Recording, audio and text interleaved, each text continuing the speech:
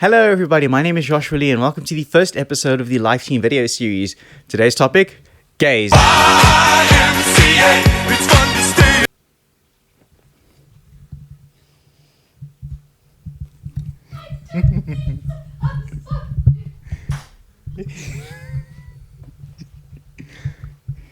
It's gonna make sense in the edit. The relationship between the Catholic Church and the LGBTQ community is incredibly black and white. And it mainly comes down to how the church looks down on homosexuality. For example, it is widely accepted that the Catholic Church outright hates gay people, and in other instances, the church teaches that if you're gay, you'll automatically go to hell. Not only that, but it is also celebrated. Take a look at the Divine Comedy, a poem by Dante Alighieri in 1321 that depicts what hell would look like in the form of layers.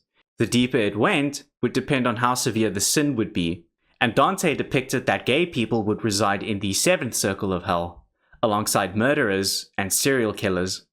Not only was this poem incredibly popular, but the church agreed with his views. However, in more recent years, the church has been incredibly lenient on the matter, even as going far as Pope Francis saying that gay people can now get married in the church in 2023. These statements are strong, emotional, and false. These are the views of what people online would perceive from the outside looking in. So, let's break down the hard truths. Firstly, is being gay a sin? No. Being gay is not a sin. The church makes a very clear distinction between orientation and actions. From the Catechism paragraph 2358, they must be accepted with respect, compassion, and sensitivity. Every sign of unjust discrimination in their regard should be avoided. Being attracted to the same sex is not sinful. However, acting out sexually, like any sexual activity outside of a valid sacramental marriage, is a sin. Secondly, the church welcomes everyone.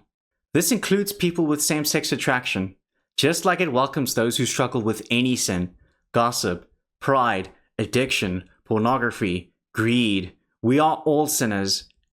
Thirdly, let's talk about Dante's Inferno, a powerful, poetic vision of hell. But it's just a poem and a work of fiction, not church doctrine.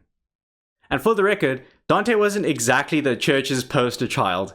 He was exiled from Florence in part due to political tensions involving Pope Boniface VIII, who wasn't a big fan of Dante.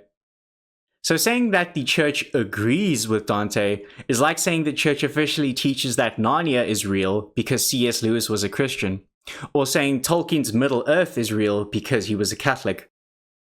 That would be nice though. Fourth, Pope Francis did not say that gay marriage is allowed in the church. What he did say in 2023 is that people in same-sex relationships can receive a pastoral blessing, not of the union, but of the individuals.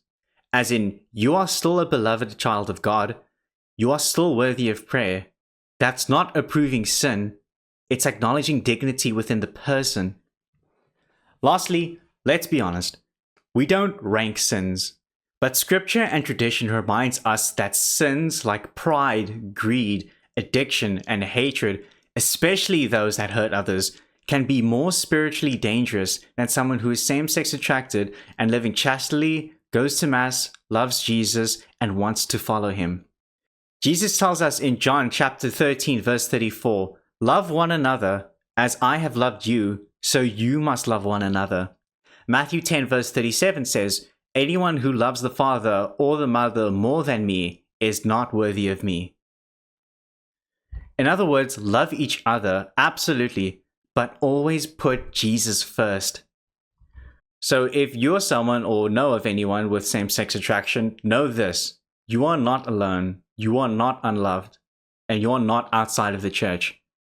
But every follower of Christ, you are called to pick up your cross daily, to live a life of holiness, and to trust God's plan, even when it's hard, is good. The church isn't a place for the perfect. It's a hospital for sinners. And everyone is welcomed.